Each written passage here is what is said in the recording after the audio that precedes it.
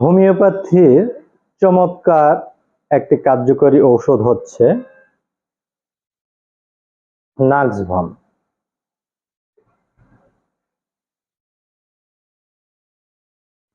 Blur বোঝা যাচ্ছে মনে হয়, এই যে নাক্সভম, এটি হচ্ছে 20 ml নাক্সভম।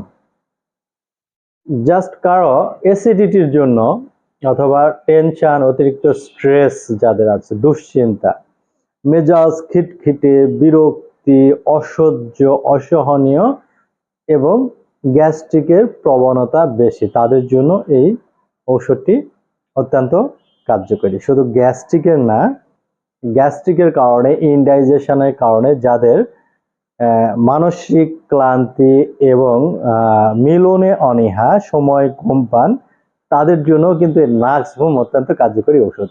খাবেন কিভাবে এটি? এই নাক্সভম খাওয়ার নিয়ম হচ্ছে 1 থেকে 2 ফোঁটা সামান্য পানির সাথে, ডিস্টিল ওয়াটারের সাথে মিশিয়ে 3 বেলা খাবারের আগে কুসুম কুসুম গরম পানি সহ খাবেন।